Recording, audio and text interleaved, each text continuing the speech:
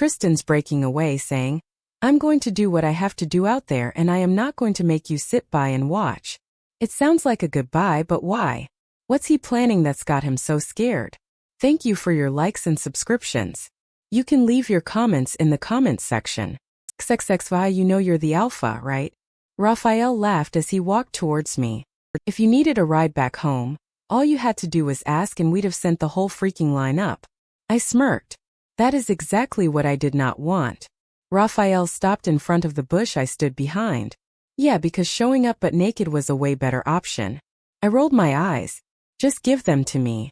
Raphael chuckled and tossed me the backpack he was carrying before turning around to give me my privacy. You should be grateful that I even showed up to bring clothing for your royal ass. Where did you leave Peter and Bridge?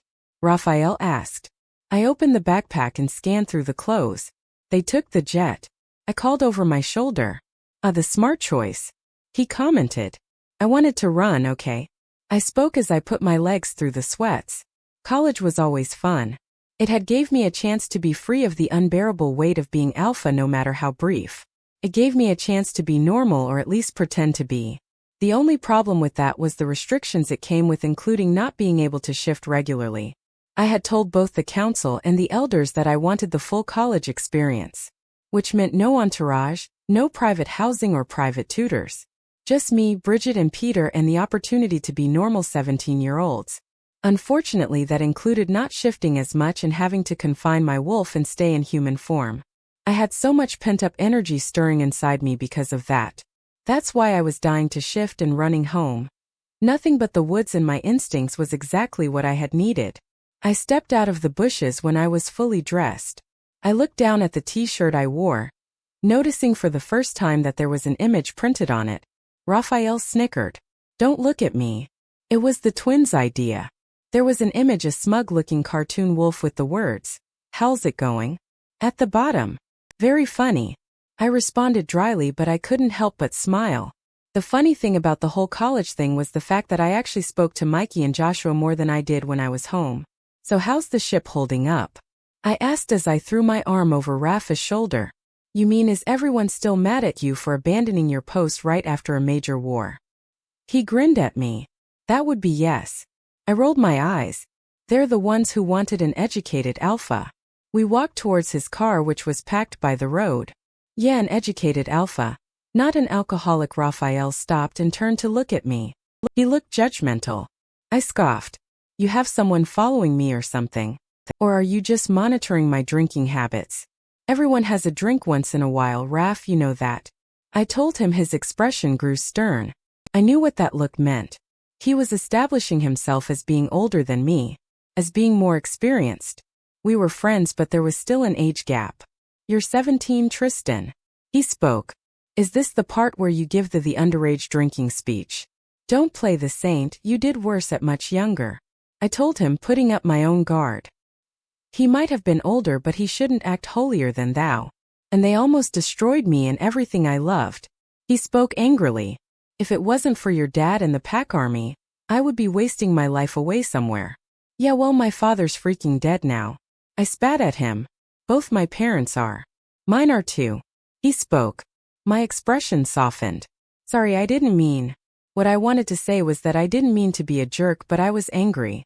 So angry all the freaking time, and the alcohol made that go away. I get it, man. Raphael spoke gruffly. The war took everything from me. My parents and Lydia. His face changed and I knew it was still too painful for him to talk about. But I still have my grandmother, and you still have yours and Anita and your brothers and friends, as well as your pack. You have people who love you and people to live for. So choose to live, Tristan. He spoke, putting a hand on his shoulder. I looked at the ground. You know, my mother used to tell me that the most important pillar of the pack was peace and harmony. I clenched my fist and focused my eyes on it. And we fought for that too. We fought for it to our dying breaths. But what we had to give up to get it. They turn you into weapons, then tell you to find peace. Raphael let out a humorless laugh. I looked up at him and shook my head. How do you find peace after what we've been through?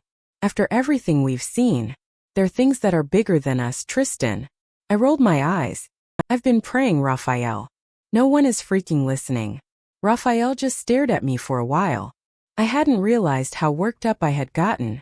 I could feel my wolf on the brink of escape. I had no doubt my eyes were glowing. Anyone else would have been nervous, but Raphael just stared, unfazed. I took in deep breaths, trying to control myself. Raphael sighed. Maybe it's you, T. Maybe you haven't been listening. He turned to unlock his car. Come on, the elders wanted to throw a party to celebrate your return. I hadn't been listening. What was there to listen to? No one was freaking talking. I started to follow Raphael, but then I heard something. And felt something. What is that? I asked Raphael as I turned to look around. The sound was so sharp, so distinct. Raphael looked at me in confusion. What are you talking about? I heard it again. I flinched. It was so clear, how could he not hear that? You don't hear that? I asked as I walked closer to the thicker foliage, trying to see through the trees. Stop it, T. I know you're just messing with me because of what I said. Raphael spoke in irritation. No, I aren't. I let out an involuntary howl. Something was definitely calling me. Not me, my wolf. Tristan. Raphael spoke more seriously. It's probably a stray human. Come on, cut it out. That wasn't it.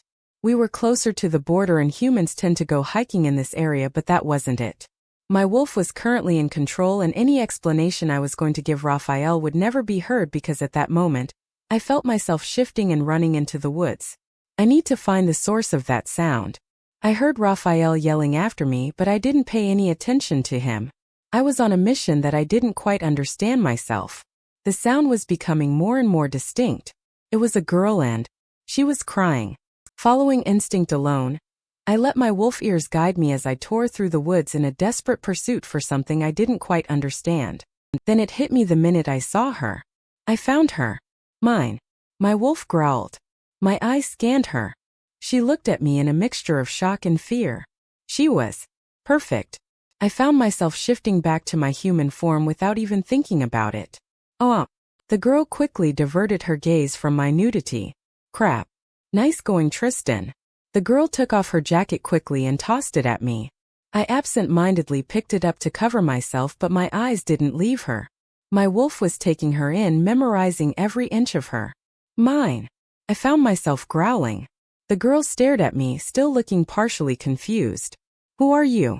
She asked, looking like she wanted to step forward but thought better of it. I mean, what's your name? I stepped forward. Again, not of my own accord, it was my wolf urging me to be closer to her. Tristan. Tristan Melrose. What's yours? For a minute she just stared as if in a trance. Then she shook her head as if something had pulled her back. She took a shaky step back from me, making me frown. Tristan Melrose. As in, the alpha. I nodded and stepped forward. My eyes were still stuck on her. Her voice was perfect, her skin was perfect, her eyes were perfect, she was perfect. I can't be here. She spoke, turning to look around as if someone would jump out at her from somewhere. Wait. I called, confused by her fear. Had I done something to make her feel unsafe? You're naked, genius. A voice reminded me. Right. Not my smoothest move. Wait. I called out, reaching out for her but quickly bringing my hands back to my jacket. You do realize what's happening here, right? I had seen people find their mates. I had seen the moment of bliss and captivation. The obsession with the very being God had put on this earth to be compatible to them. I had seen that happen so many times around me, but I had more or less given up on the notion that I would ever be able to experience it. But now here she was and here I was. My soulmate stood in front of me and I in front of her, but something didn't seem right. Felt extremely one-sided. Didn't she feel it too? The pull. The magnetism. I didn't necessarily want to hold her, but to be close to her all the time. To take her in and know her inside and out. Listen, I think there's been a mistake. She spoke. A mistake? I asked in confusion. She looked agitated. Yeah. I can't be your mate. I'm not what you think I am. You can be whatever you want to be. I spoke immediately, desperately, not wanting her to go. I immediately blamed my love-struck wolf for that cheesy line. What I mean is, I'm half human. So, I asked. She stared at me as if I had grown another head. You're the alpha. She emphasized the words. I chuckled. I know who I am. Okay. I know I'm new to this, but I'm pretty sure alphas can't. What's the word? Imprint. I provided. Yeah, imprint on. People like me. Alphas can do whatever they want. I spoke. I was about to step forward again, but instead I felt a sharp pain in my chest. Something was wrong. She was slipping away. I could feel it. And it freaking hurt. I looked up at her. Are you rejecting me? She shook her head. I'm sorry. She spoke, looking afraid. But trust me, you don't want me. What did she mean I didn't want her?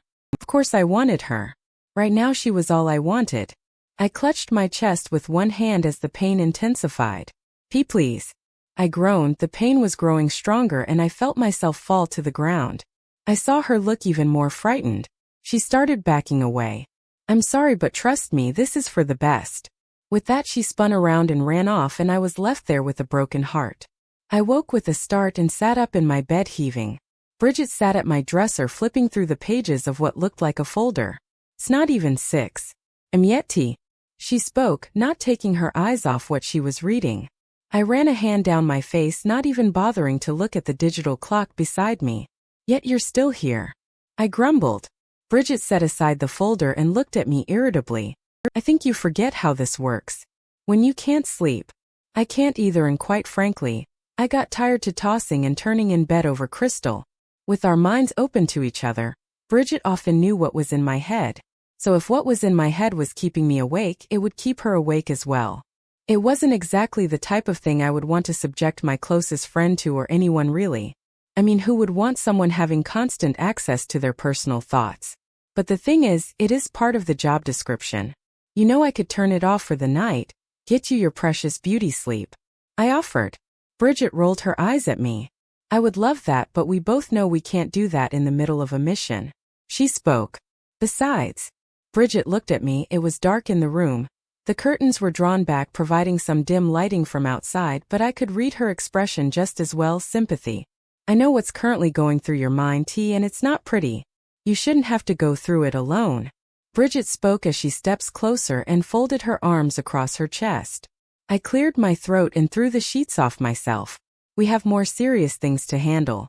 I told her, getting out of bed. I could feel her eyes on me. This is your safe space, Tristan. We're no longer in front of the others. You can talk to me about how you feel. How I feel. How did I feel about my mate asking me to leave the room so that she could speak to her ex-boyfriend? The same way I had felt when May had to sit down across from me and inform me of how my aforementioned mate had been extremely convincing in making her ex think she still had feelings for him. I walked towards the window and looked out at the night. A run in the woods would definitely help me clear my head right about now. You know, they tell us all these things about soulmates and we believe it. I started. We grow up thinking we're going to find the loves of our lives and be with them forever, and when it happens. I turned to look at Bridget. She was listening attentively. They don't tell you that the person you love might already be in love with someone else. She finished for me. I immediately knew that she wasn't talking about Crystal anymore. She was talking about our situation. I loved Bridget. That I could never deny. I cared about her deeply, and all I wanted in this life was to see her happy. And I wanted to give her that. But even before I had met Crystal, before we had even tried to see if we could truly make something work, I knew I would never be able to give Bridget what she deserved. The crappiest part about being in each other's heads all the time is knowing exactly what the other knows to be true already. She lied to you again. Bridget suddenly blurted out, changing the topic. I could feel her hiding her true thoughts, and I hid mine as well. About her friend, Christopher Perkins. Roman contacted him as well, and she didn't tell us that part. Or you. Bridget spoke. When May had reported to me, that's the first thing that had grabbed my attention. Crystal revealing that Roman had in fact contacted someone else. I couldn't help but get impatient with her. She said she would tell me everything. Why leave such an important part out? She said that she was trying to protect him. I spoke. I hadn't spoken to Crystal after I had left. May had been the one to fill me in on all the happenings with the call. Crystal had told her about Roman contacting her friend, Christopher, as well. Bridget sighed. Even if I wanted to believe her, that doesn't exactly sound convincing. I mean, who is she protecting him from? I really wanted to be on Crystal's side, but that's honestly what it felt like. The only parties in this were Roman and me. If she wasn't protecting her friend from Roman by not telling us, she was protecting him from me. Did she think I was capable of hurting her friend? I asked her to trust me and she omitted such a huge piece of the puzzle. Let's move on. I told Bridget, Roman told this Christopher guy that Crystal had to get out of Woodfell, that she was in danger. Just the thought of any harm coming to Crystal put me on edge. Yeah, and we deduced that it was probably part of his plan to get her to go to him. He's a spy. Spies lie. We don't have a reason to believe Crystal is in immediate danger. Except there's a mole in my freaking pack. I told Bridget. The thought that someone who claimed to be loyal to my people had infuriated me. This pack had run on loyalty for years. It had run on loyalty when my mother ran it and my grandfather and his grandfather, but now I'm in charge and there's a freaking mole running around somewhere. And a seventh rogue unaccounted for. I added. May said that part may have been a slip of the tongue. Bridget spoke. Her and Peter went through the attack dozens of times. They were only 6. And we have those in custody. We would have noticed a 7th Van Cleef wolf lurking around. Unless it isn't a Van Cleef. The wolf that attacked Joshua had been a halfling with the silver crest scent. I pointed out. Could be lurking around or someone could be hiding it. I didn't want to admit it, but Roman was too smart to let anything slip. He was calculated and smart. He had lived as a spy in my territory for 10 years, infiltrated my AAP and even gotten me to invite him into my house. He wasn't stupid. He was crafty and calculated. I get what you mean. Bridget nodded, picking up on my thoughts. But are you really willing to take that chance with Crystal's safety by choosing to call his bluff? Roman had fooled me once before. If saying there was a 7th wolf was a trick to see if Crystal could be trusted not to tell us what he thought we didn't already know, he would expect me to dispatch a bunch of my men looking for this supposed 7th wolf and his mole would tell him that he had been compromised. Staying put was the best choice. No one would get to Crystal. Not in my house. Not with me. I wouldn't let that happen. I'm not calling his bluff, I'm just choosing not to play his mind games. I told Bridget. Because that's what this was. The bastard had worked in close proximity to me during his internship, learnt my calls and my strategies. But I had learnt a lot about him too. He was the good guy who tried too hard to be the good guy. He had always been too good in combat. I didn't want to admit it before, but after he had exposed himself I knew what I had observed over the years was true. Roman Desire had been taught to go for the kill in combat. He was always on another level from his peers, but he tried to disguise it with fake mediocrity. Roman had always worn a mask and I had always thought so but dismissed it because I knew that any person would expect me to be suspicious of the guy who was with my mate, and write it off as a case of paranoia on my part. You think he would try to manipulate us when it comes to Crystal? 3 years is a long time to fake a relationship. You don't think it was real enough for him to actually have developed feelings for her over the years? I knew Bridget didn't want to say what she was saying for my sake, but it's something we needed to consider. Had Roman been faking it with Crystal? If he had known she was my mate this whole time, it made sense. She was the perfect weapon against me. But if their relationship had been a lie, I immediately put out the flame of hope that quickly ignited in me. That would crush Crystal. Well, that doesn't even hold a flame to the big guns he brought out. Bridget sighed. Her mother. I was taken back to one of the few times Crystal had actually called him. It was a few weeks after the rejection. I had gone running, hoping with all my heart and praying that she had had a change of heart. But that was immediately deflated when I looked at the photograph she had handed me. She needed a favor. We had met behind an old house in the woods. She had been wearing a baseball cap and dark clothes as if she had wanted to appear as inconspicuous as possible. I had chosen to drive.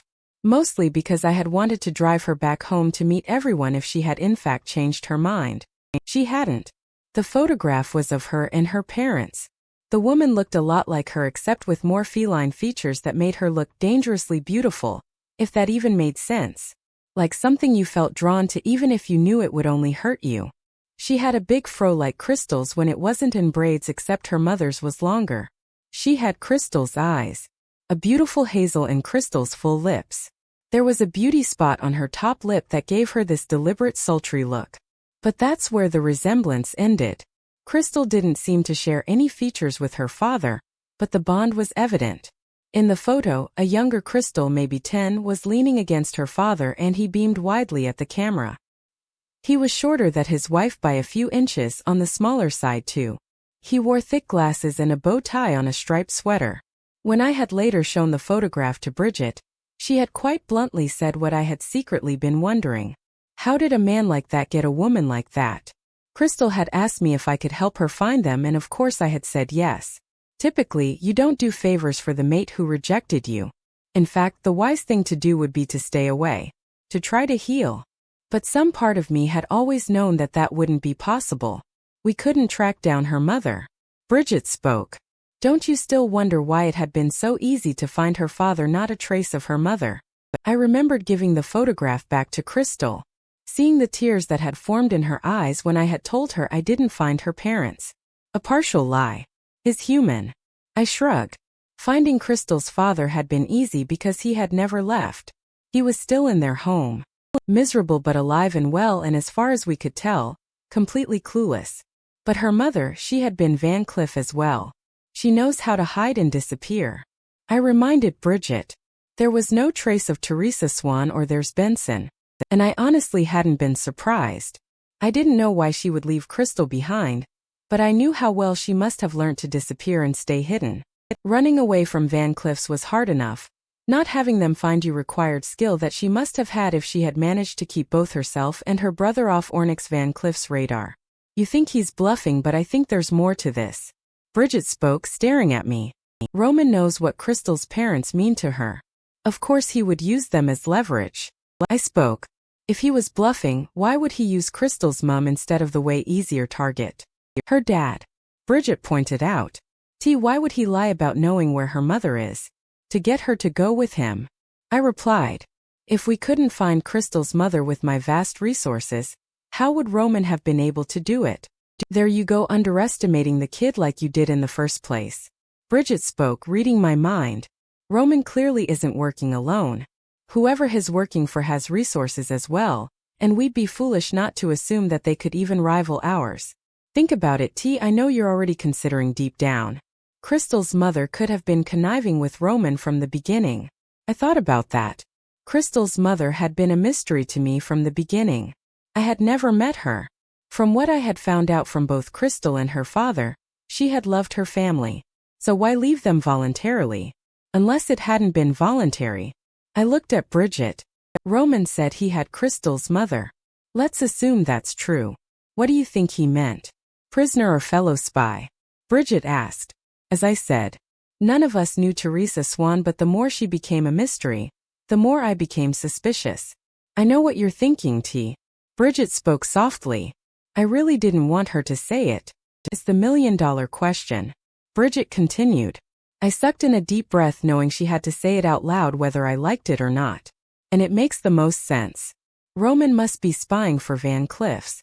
I clenched my fists. We destroyed the Van Cleef's. Onyx died. I growled. Xavier's body was never found. Bridget added. It was just a theory. I told myself. We didn't spend all those years in the war just to have the Eclipse Pack rise up again. I did not lose my parents and so many soldiers and innocents to have the Van Cleef's return.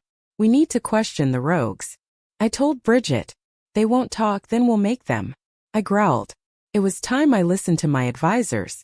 I didn't want to revert to torture. I didn't want to become that person again. But I knew I had no choice now. I had to protect my people. I would get my answers, no matter what it took.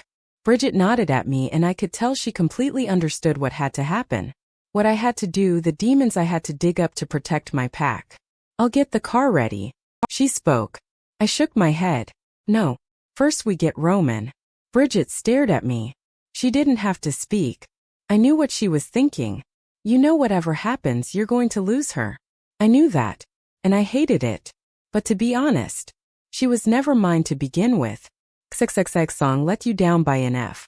I had hardly gotten any sleep.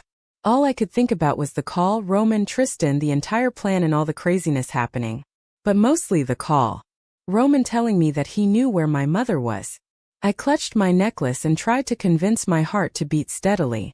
She was out there somewhere and Roman knew where. My emotions were all over the place and my thoughts too. How had she even gotten caught up with whatever business Roman was in? I really wished I had asked more questions because it was all driving me crazy. Hearing from Roman had been one thing. I didn't know I had been expecting, but I was caught off guard when I heard his voice again. My Roman. It didn't feel like I was talking to a traitor. It felt like I was talking to the Roman I knew. The boy who took me on hikes and study picnics. The boy who I had spent almost every day with. My sweet, misunderstood, deeply complex boyfriend. It took a lot to have that conversation. To lure him into a trap. I told him I loved him and that I wanted to be with him. Both were supposed to be lies, but that is what I wanted. I wanted picnics and movie dates and aimless drives in his old truck. I wanted to lie down with him in the grass somewhere or in the bed of his pickup and read him books that he tried really hard to pretend to be interested in for my sake. I wanted my Roman, but I knew I couldn't have him. Because that would mean betraying Tristan. And I just couldn't do that to him. I had already hurt him and caused him so much pain. I heard a knock at the door. I looked at the digital clock beside me. It was 8 a.m. I sat up and cleared my throat. Come in. May and Bridget walked in. Good morning, Crystal. May greeted me with a smile. Hey. I waved weakly. Sorry if we woke you. May spoke, giving me a sympathetic look. But we need to go over some last-minute details concerning the plan. It's fine. I told her. It's not like I had been sleeping anyway, and I did want to talk about some things concerning the plan as well. Tristan isn't joining us? I asked. I hadn't spoken to him since right before the call, and I had a terrible feeling that he was avoiding me. After what happened, I honestly couldn't blame him. Oh, now you want him around? Bridget asked with a scoff. Bridge. May sighed. Bridget shrugged, not seeming regretful of her words at all. I swallowed back a lump in my throat. You're the one who had suggested Tristan leave the room in the first place. I told her, not realizing how angry I actually was. Bridget gave me a cold look. Because I didn't want to see you hurt him all over again. Because I actually care about him. I had seen the look on Tristan's face. And I knew that me not wanting him around had affected him. I do care about Tristan. I spoke firmly. Bridget was unmoved. She folded her arms across her chest and shook her head as if I wasn't worth arguing with. May stood back looking nervous but not getting involved. Bridget took something out of her back pocket. It was a roll of paper scrolled up. She walked up to me, laying it flat on the bed before me. We already took the liberty of plotting out which route would be best for you to take when you go to meet Roman. That way. I do care about Tristan. I spoke again, adding more force to my words. I was gripping the sheets tightly. Bridget seemed to notice because her eyes darted to them. I hadn't realized how angry my statement had been. Maybe this had been building up for some time, but I was tired of everyone second-guessing my motives with Tristan. Maybe I didn't love him, but I did care about him. I wasn't a monster. Bridget looked up at me slowly. She straightened to stand to her full height. I heard footsteps and I could tell May was getting closer. Bridget's eyes held a dim green flicker and I could practically see her provoked wolf. My emotions were heightened and so were hers. Say it as many times as you want to. She spoke, her words even and careful. But I'll believe it when I see it. I tossed my bed sheets off me and stood up as well. Bridget was tall and she had a good 4 inches on me. And maybe sizing her up in a white frilly nightgown that Anita had gotten me wasn't the most intimidating sight, but I wasn't trying to intimidate her. I was trying to get a point across. I don't like how you try to make it seem like you care about him a great deal more than I do. I told her. I know you've known each other all your lives and you're friends. Best friends, but I am allowed to care about him too. In spite of everything. Picked his side. Not Roman's. No one would ever understand how much of a big deal this was for me. I was choosing to bring Roman to face the judgment of all the people he had done wrong. I was choosing not to be with him. Bridget glanced at me, wordlessly for a while with no emotion on her face. I hadn't yelled, but I had spoken in a tone to make sure she knew how serious I was. When she finally spoke, I hadn't realized I had been holding my breath, anticipating her response. Let's say this all goes south and Tristan's life is on the line because of Roman. Bridget's eyes bore into mine. Would you kill him? I gulped.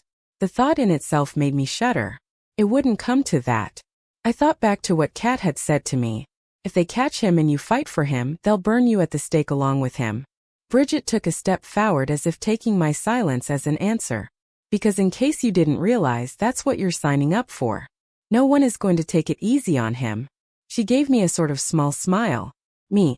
I won't hesitate to put my claws through him if he tries to hurt my alpha. I'll gladly gut. Bridge, that's enough. May yelled.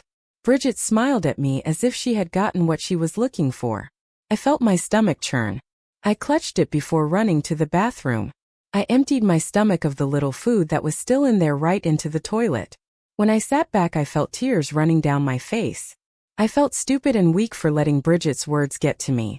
I brought my knees to my chest and quietly sobbed. I didn't want him to die. I didn't want Roman to get killed tonight. But here I was willingly leading him to the slaughter. Tristan had said Roman would get what he deserved. That couldn't really mean death, could it? Tristan. He wouldn't do that, would he? No one had mentioned killing Roman last night. They had talked about an executed plan where they would seize him and put him in custody. But what if Roman got aggressive, or if he really had backup? I had seen Roman fight before. He was good. What if he resisted and they had to use more force? I felt a bitter taste in my mouth as I gagged. I pictured Roman being happy to see me, only to have that smile wiped off when he saw Tristan and the others come in. I didn't want to betray him, but he was the bad guy here. He was the traitor. But the traitor to who? I asked myself. Pack that doesn't even accept people like me. I quickly shook those thoughts away. I couldn't start making the Silvercrest pack the enemy. If they had been the problem, Roman didn't have to steal their information. We could have just run away. That's all it would take. If he had only asked, maybe we would have just left stupid Woodfell behind and started over somewhere else. But maybe he had been scared to ask because he knew I could never leave my family without saying goodbye. There was a soft knock at the already open door. May slowly walked in. Hey. She spoke gently. Are you okay? I nodded and was about to tell her just how okay I was after puking my guts out into the toilet, but all that came out was croak and more tears streamed down my face. Bridget went to run some things through Nia and Rick. They're trying to plug into as many cameras as possible. I nodded again, knowing my words would only fail me again. I didn't care where Bridget was, honestly. I was just glad she wasn't here. May frowned before grabbing a towel from the rail by the bathtub and rushing to hand it to me. Hey, it's okay. She squatted and rubbed my shoulder. I'm sorry about what Bridget said. She can be extra intense sometimes when she's scared. I looked up at May incredulously. Scared? I didn't realize threatening to gut someone was a sign of fear. Don't take it personally. She told me. She hates me. It's hard not to take that personally. I responded, wiping away more tears and thinking about how many times May had seen me so un-Luna-like. She doesn't hate you. May reassured me. It may seem that way, but she doesn't. May paused and bit her lip nervously. Not a lot of things scare Bridget. But there's one thing that frightens her to pieces, the idea of losing Tristan. I looked up at May. I don't want Tristan to get hurt either. I know. May spoke. And she knows it too deep down. Your mate would never willingly hurt you. But they do have all the power to. And I guess given the circumstances. May trailed off, but I knew exactly what she meant. What's going to happen to him? I asked. After you catch him. May looked at the ground. I can't answer that question for you, but if the answer is seriously going to affect how everything will go down tonight, you should have a serious conversation with Tristan. I had been down this road with Tristan. He had said Roman would get what he deserved. I just didn't know what that meant in his books. 𝐊𝐢. I heard a sharp voice call from outside. Where is she? May rolled her eyes. I think you're strong enough to face Lady Melrose. Even if I wasn't, I didn't think Nana Francesca would take no for an answer. Could I have a minute? I asked. May gave me a small smile before squeezing my hand. I'll distract her. I walked up to the sink and opened the cold water, dabbing some of it under my eyes so that there would be no swelling. I heard Nana Francesca talking to May impatiently, and I decided I needed to go back out soon. I looked at myself in the mirror. I looked 𝐿𝐥𝐻𝐽ed, and I was, both physically and mentally. When I stepped out of the bathroom, I was surprised to see it wasn't only Nana Francesca in the room but Anita, Aunt Sarah and Kat. I immediately felt Betty. I was so glad to see some familiar faces. Oh, there you are.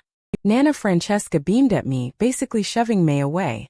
Your aunt and cousin showed up and I insisted they come and help me get you ready because it takes. She walked towards me with her arms stretched as if it give me a hug, but then she stopped short. She eyed my face oddly. Oh no. Have you been crying, dear? I saw Aunt Sarah frown as she started moving closer as well. Oh my gosh, sweetie, are you okay? Anita looked at me in concern as well.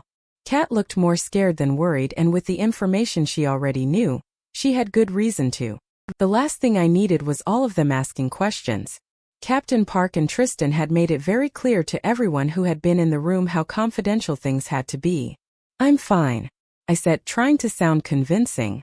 "I was just feeling nauseous, that's all." Nana Francesca's eyes widened. "Oh no." She turned to look at Anita. "Oh no." She cried again. "Get me that boy right this instant. I will hurt him with my bare hands and rip off his manhood."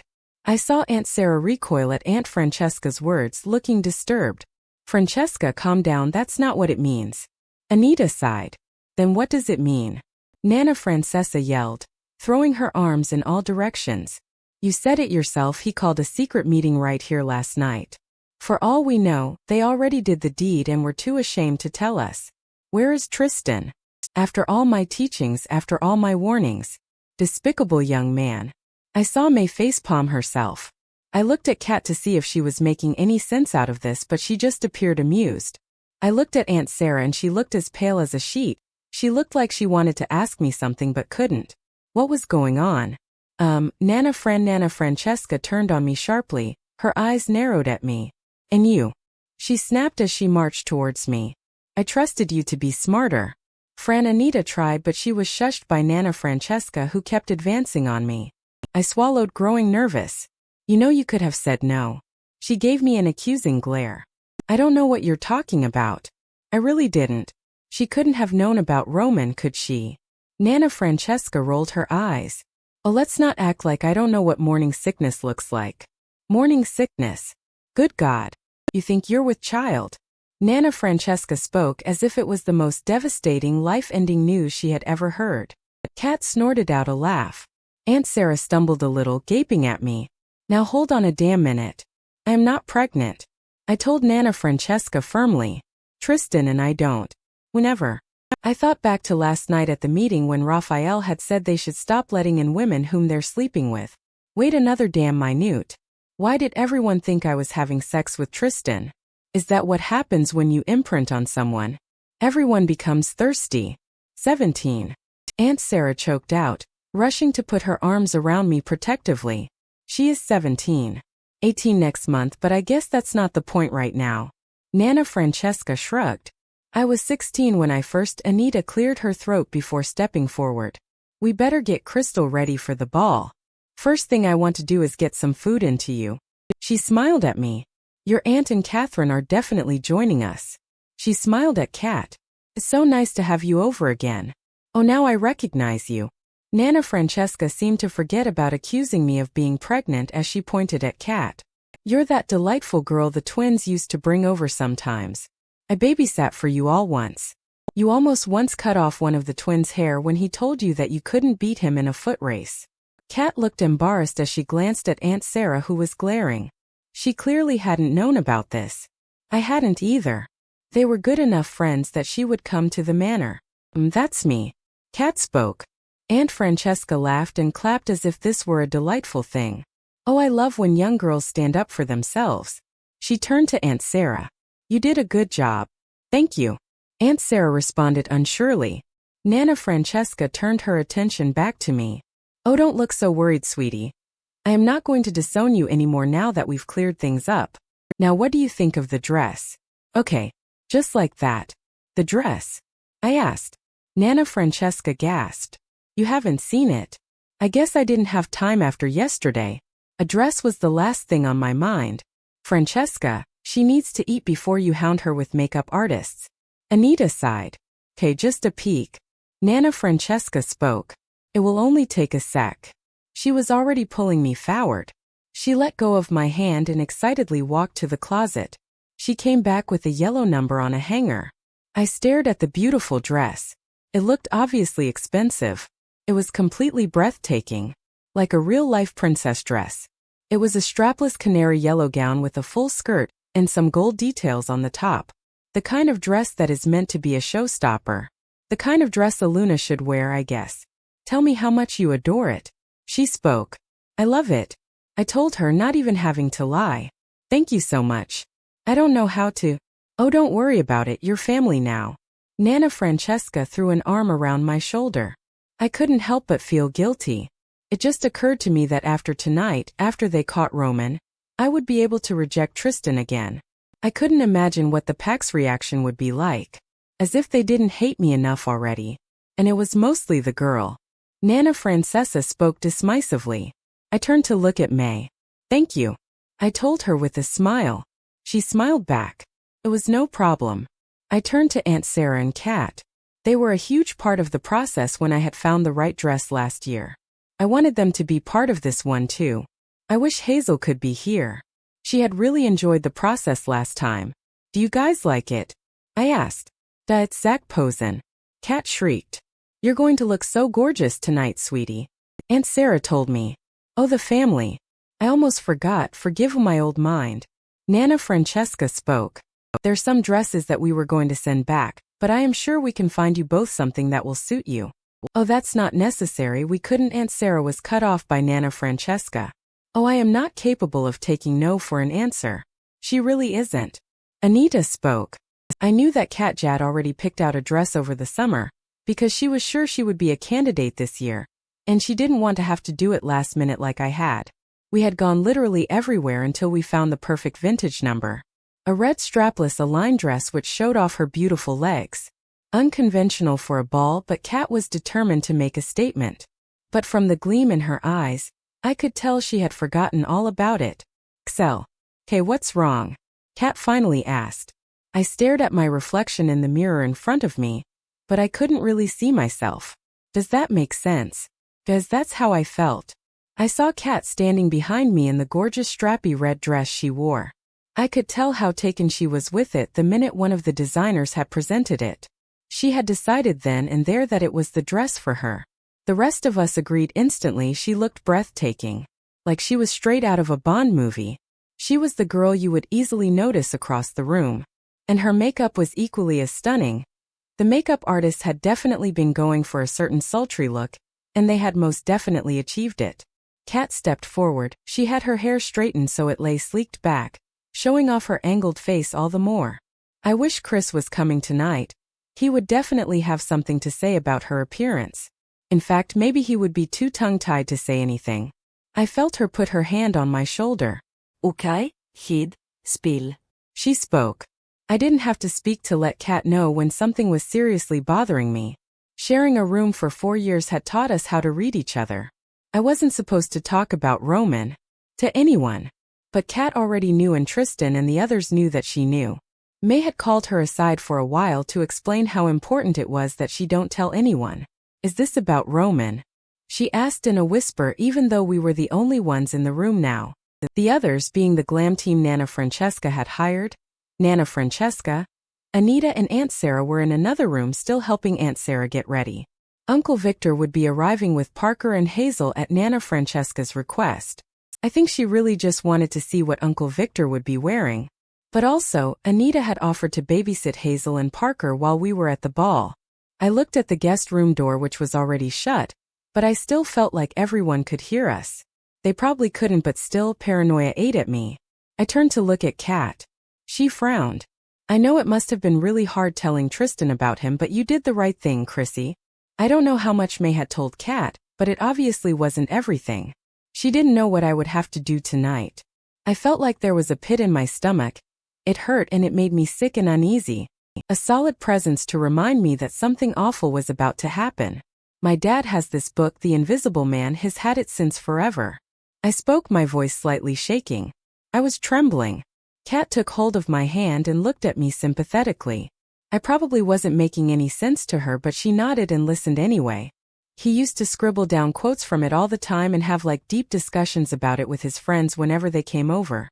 I thought back to the memory of my father's friends coming over on some weekends. They were mostly a group of other professors from work and their spouses sometimes. My mom liked to call the brainy bunch. They always filled our little living room with chatter of the most interesting topics, from politics to injustices in the world today and history. Always history. What and how much had I lost by trying to do only what was expected of me instead of what I myself had wished to do? I sniffled.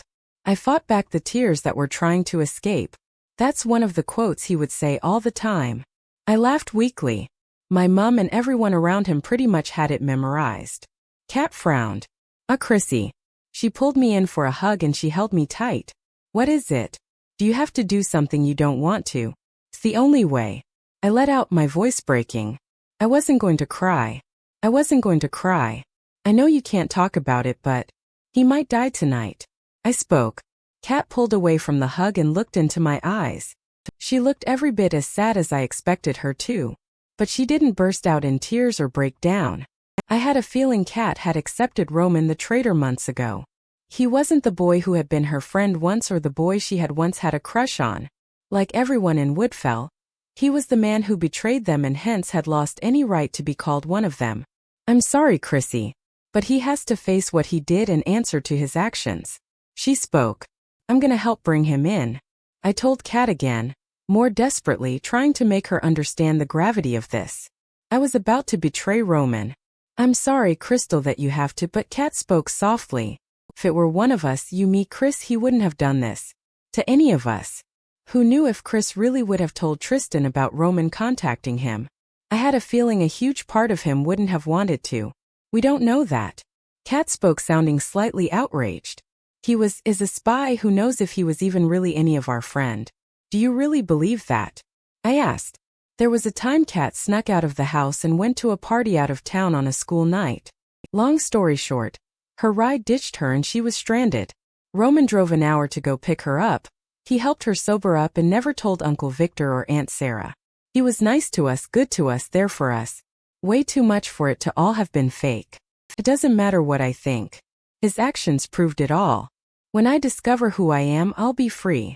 Another of my dad's constantly uttered quotes. There's power in true identity. Who was the true Roman? Had I ever known him? The guy on the phone. It sounded like him. I had detected some bitterness and anger when he spoke about Tristan and Woodfell, but that guy on the phone. That had been my Roman. The Roman I desperately wanted to see again. I was right. I blurted out, knowing I was going against Captain Park's orders but not caring in the moment. I looked at Kat. About my mum, I mean. My mum. She is involved in all this. I felt relief just saying the words out loud. Talking to Roman had been a lot. Enough to cripple me and send me back to being the depressed Crystal that I had been during the summer. After the whole Roman ordeal had just taken place and I was pretty much a zombie going through the motions of a human, I had wanted to break down. If anything, that would be more than enough reason to not hello with Roman's capture. But then I thought of what Roman had said about my mother. He knew where she was. I had been right. She had promised to come back and she never did. Deep down I had always known that the only way that could happen was if something had stopped her.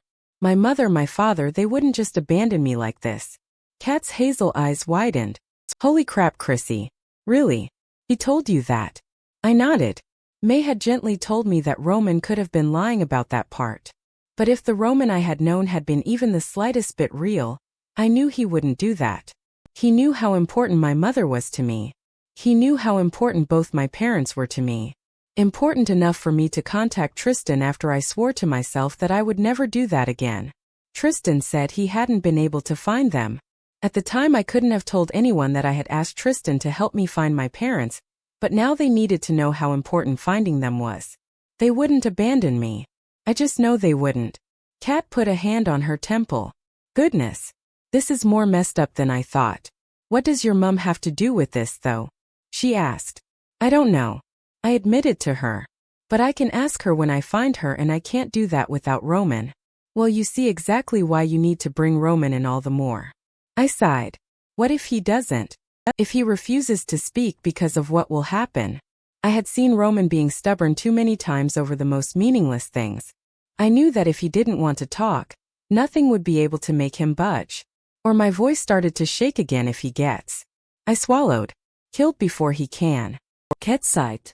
You have to let him go, Crystal. You have to mentally detach yourself from him. Maybe this isn't resonating with you as much because you didn't grow up here, but betrayal in werewolf terms is like equivalent to high treason. We're mad loyal, us werewolves. We keep each other's secrets. Why do you think humans don't know about us? Why do you think we've lived in secret this long?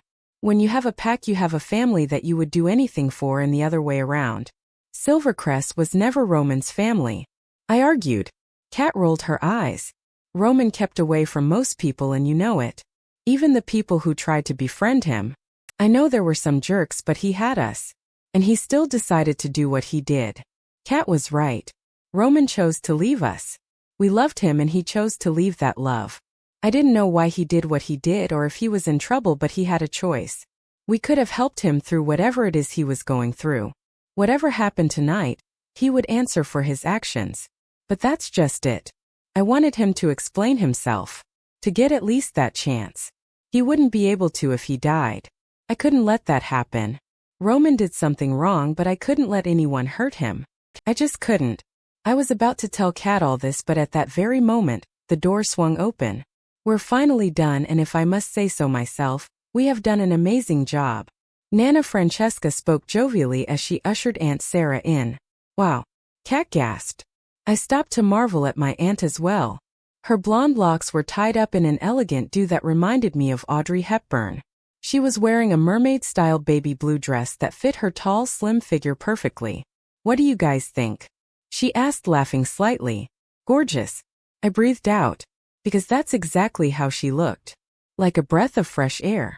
So easily and effortlessly beautiful. You look hot, Mom. Kat spoke quite blatantly. Aunt Sarah rolled her eyes but smiled nonetheless. Coming from you, that must mean I look decent. Seriously, Aunt S. I spoke up. You're giving us a run for our money. Wait till Dad sees you. Kat spoke with a grin that I couldn't help but replicate as I saw Aunt Sarah blush. I think I heard some little rascals downstairs, so I assume Mr. Benson is already here. Nana Francesca spoke. And right on time too. May's voice suddenly joined us.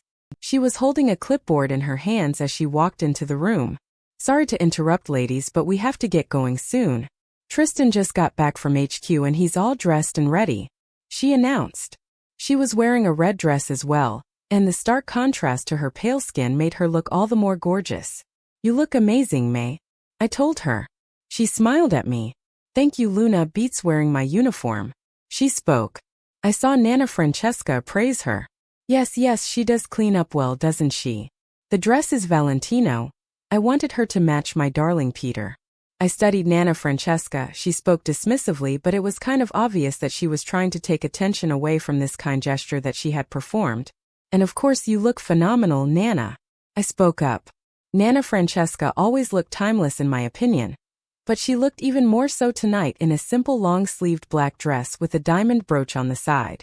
She made the whole seem regal without trying too hard. I do, don't I? She smiled before checking her reflection in the mirror. Well, now that we're all ready, why don't we go down and show off my hard work? Come on now.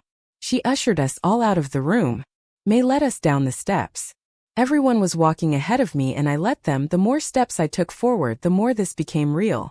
The plan was drawing closer by the minute. We made our way to the massive living area. I heard voices and saw Parker seated on the couch between Joshua and Michael, seemingly explaining something on a piece of paper with a crayon in great depth. Uncle Victor was standing to the side with Tristan. Whatever they were saying to each other stopped the minute we walked in. When Uncle Victor looked up, his eyes landed on his wife and he seemed taken, as any mate would be. I looked at Tristan and his eyes were glued on me in the same way. For a while he just stared intently in a way that made me feel seen. Seen and appreciated. I wanted to blush and look away, but as I stared at him and how handsome he looked in his gray tuxedo, I couldn't help but just be grateful that he didn't seem as upset as he had last night. You look amazing. Tristan spoke, his eyes still glued on me. I felt like everyone in the room had stopped to look at me, waiting for my reaction. All I could do was smile and nod. Why, you two? I managed to get out.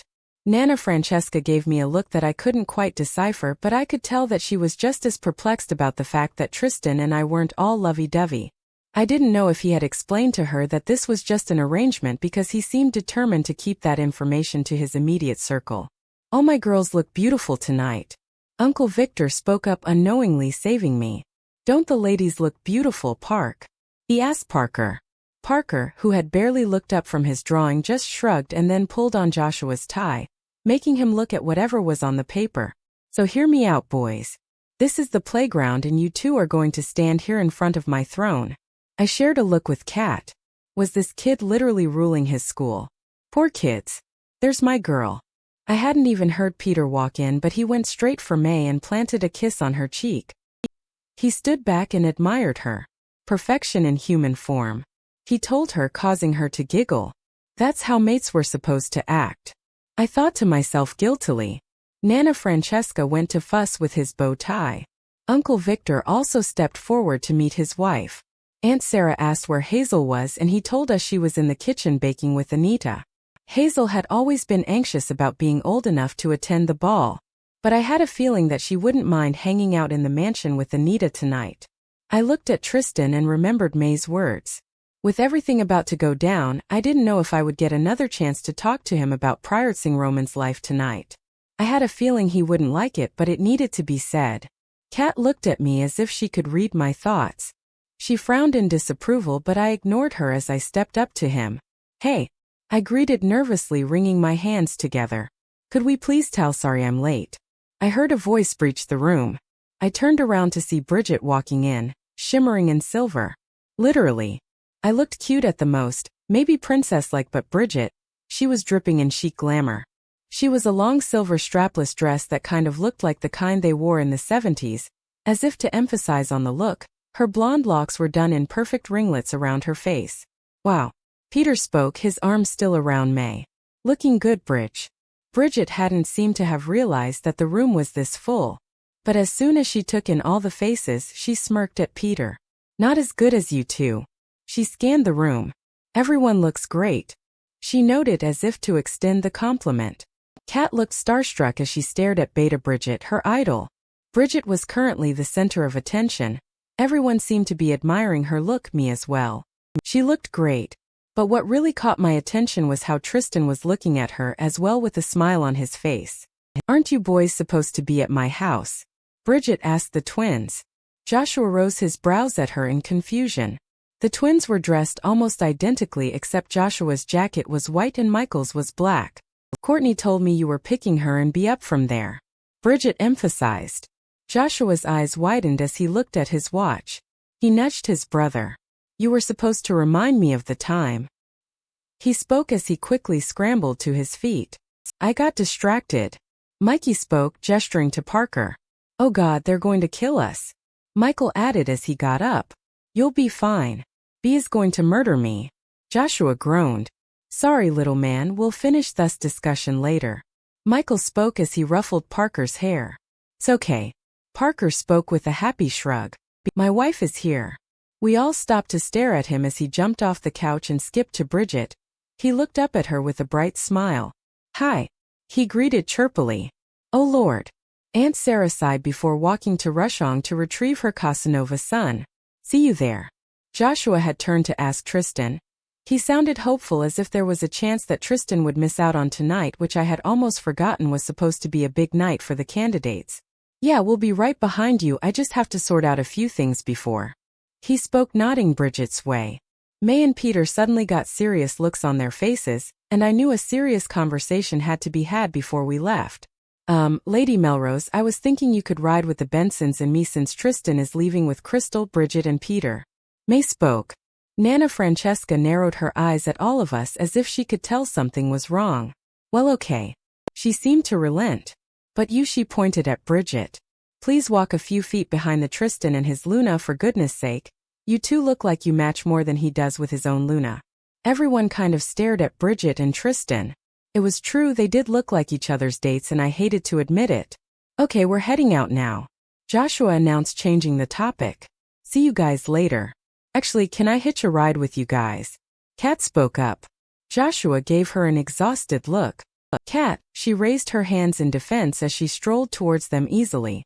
I promise I'll behave. I just want to see what my darling friends will be wearing. Even I could hear the mischief in Kat's voice, but the twins didn't seem to protest as she threw her arms over their shoulders. I'll catch you guys later. She called over her shoulder to her parents. We better get going. May announced, looking at Aunt Sarah and Uncle Victor. Uncle Victor looked at Tristan, and it was so subtle that I almost missed it, but he gave him a nod. I looked between them in confusion, wondering what that was about. We'll see you there, baby girl. Uncle Victor looked at me in concern. With everything happening, it was easy to forget that this was new for everyone. Going to the AAP ball with me as a candidate, and not to mention the Luna. Me living here in the Alpha's manor. It was all crazy and insane and unreal, and too much for anyone to wrap their heads around. I nodded at Uncle Victor. Yeah, see you guys soon. I added a smile for good measure. The last thing I needed was him seeing me uncomfortable and scared. Security has been taken up since the attack. She'll be safe. Especially with me. Tristan spoke as if to reassure Uncle Victor. Uncle Victor nodded at him. He looked like he wanted to say something but he didn't. Something was wrong. I don't know exactly what, but something was off. Is everything okay? I asked, looking at my uncle, then Tristan. We need to get a move on, Bridget announced. She walked towards Aunt Sarah, who was holding Parker. I'll take this little guy to Anita, she offered quickly. The Luna asked a question. Nana Francesca spoke up, also eyeing Tristan curiously. I saw Bridget share a very purposeful look with Tristan. Tristan looked at the ground. Can I talk to you alone? Tristan asked me. Is that necessary? Uncle Victor stepped forward. There was almost a stare down between the two of them. Okay, something was happening here. Victor. Aunt Sarah spoke. I think we can all agree that we're running behind time, so can we all just get a move on? Bridget spoke. She was holding Parker's hand and Parker seemed all too pleased about it. Tristan was trembling. I felt the vibrations before I turned to look at him. Bridget spoke up. May escort the Bensons to the car. Bridget spoke before letting go of Parker and rushing forward. I saw Tristan clench his fists.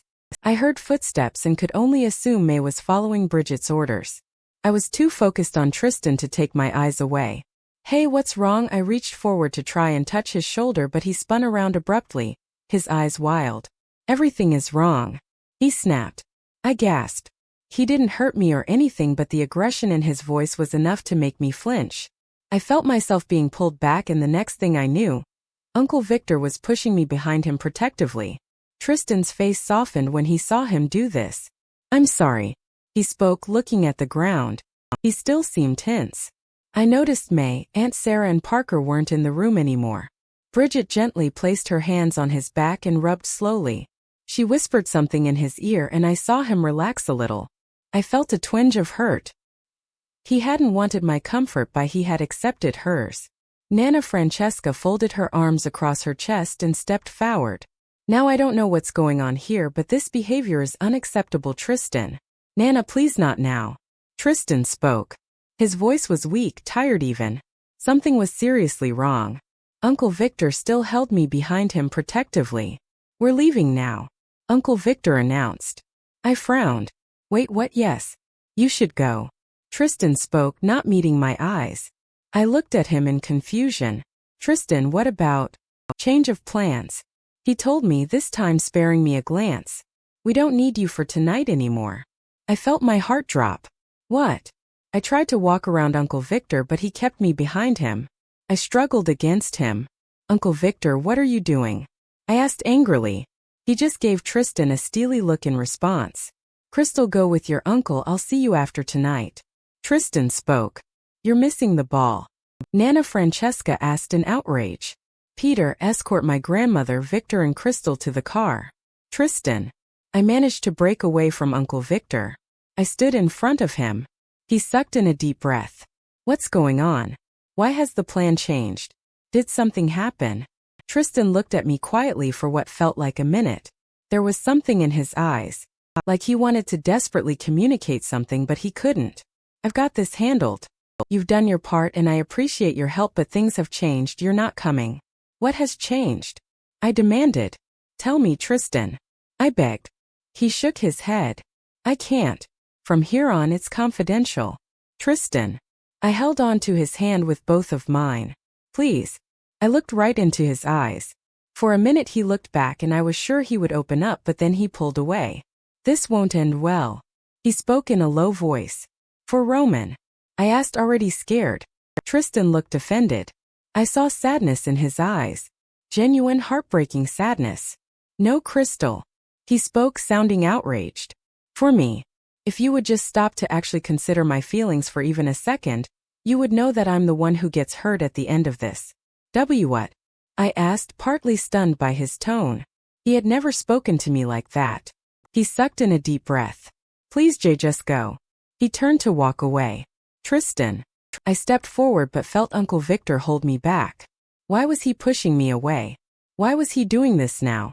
What changed? Are you going to kill him? Is that it? I yelled after him.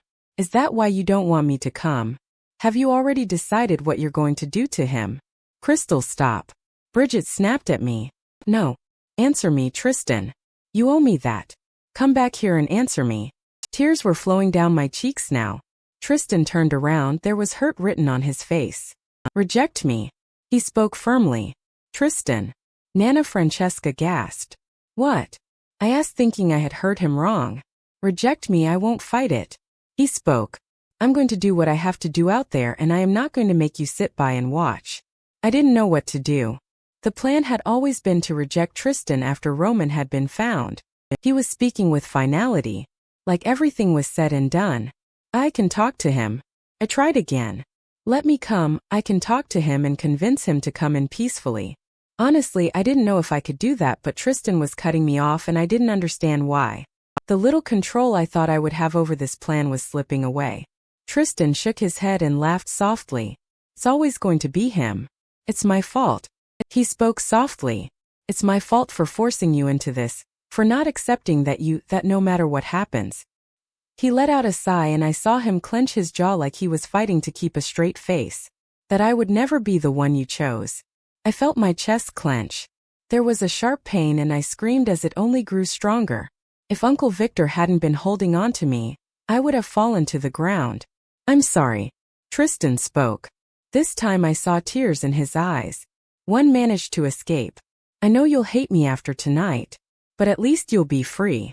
At least you'll be safe. I barely heard him over my screams. It hurt so bad. I knew what it was immediately. The rejection. It was a searing, burning pain and it was consuming me from the inside. He walked away, leaving me on the floor trying to regain myself but failing miserably. And then everything went black.